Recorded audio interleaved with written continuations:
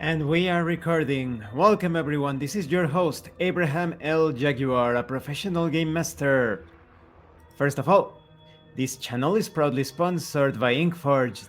This is a fantasy role-playing game of high detail but very easy to play. You can imbue your weapons and gear with magically charged ink.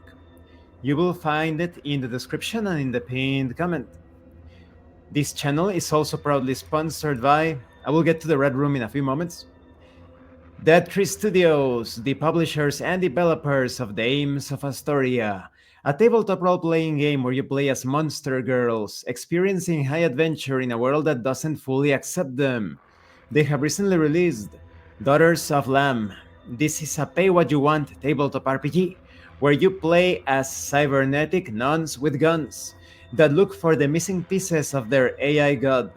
You will find that in their website. The link will be in the description and in the pinned comment.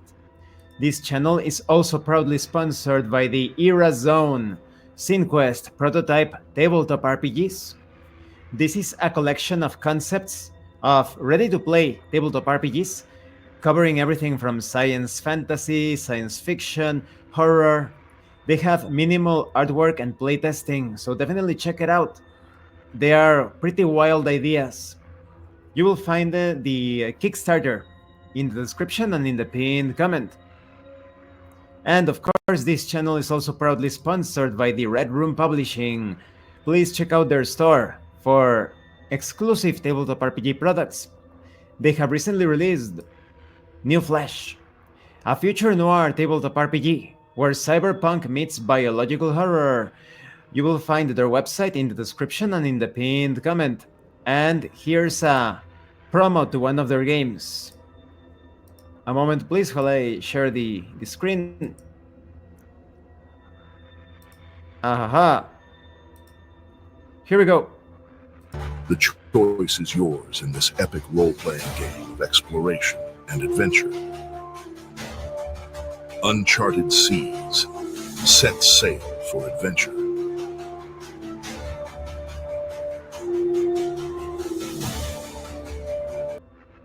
So definitely get it if you are into maritime explorations. Now, a moment while I prepare the images for this review, because today we are taking a look at the Fathom Delver's Codex.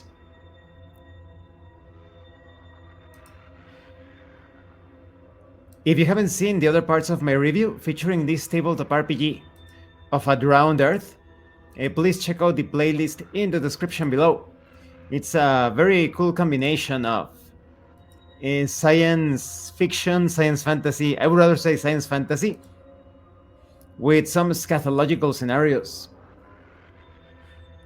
This time we are going to continue with the species, specifically taking a look at the deep ones and the constructs.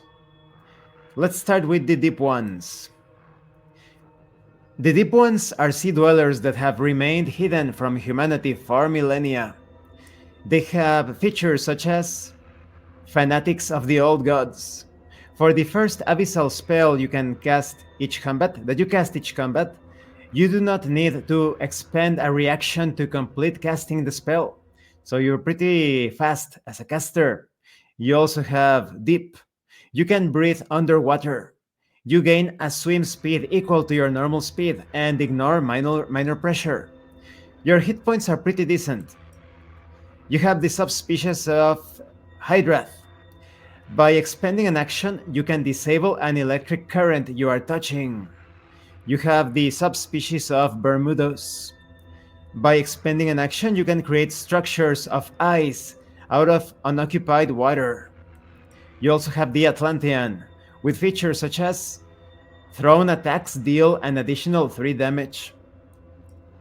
And then, of course, we have the constructs. The constructs are very versatile because of their subspecies, to say something, but they are not exactly alive. They are mechanical humanoids with limited consciousness, built by the Great Illuminar. At least they are not alive in the conventional sense, right? They are very sturdy when it comes to hit points. They have features such as Steel Machine. You gain immunity to poison damage and vulnerability to caustic damage. You increase your armor rating by 2. You cannot get diseases and mental traumas. Additionally, you cannot be affected by drugs and consumable medical supplies. Excuse me. You also have Leaky. You take 2 additional damage from all sources while underwater. Now, the subspecies are very interesting. I would rather say types. You have the Tin Man. You can install weapons into your body each day of rest. You also have the Mechanaut. You can ignore Leaky and add 2 dice to high pressure zone checks. And you have the Astro. You choose from non-construct types or species. So for example, if your Astro type is human, you start with Jack of all trades and 1 human language. But if you have primate, that is your construct body resembles a primate, you have ultra dexterous and sign language. And this concludes this part of the review. In the next part, we're going to continue with the species of this science fantasy game. The deep ones are very cool, and they have the great advantage of being so adapted to the underwater environment. This is a game with a lot of underwater sections, so that's definitely something to consider. And in the case of the constructs, it depends, of course, on your subspecies or subtype.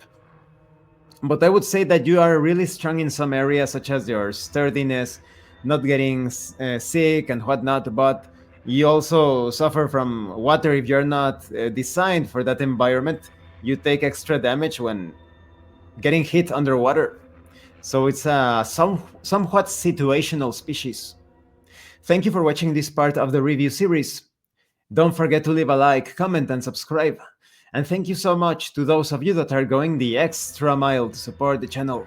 If anyone else wishes to further support the channel, consider joining as a member using the Super Thanks button. Take a look at the information in the description, the pinned comment.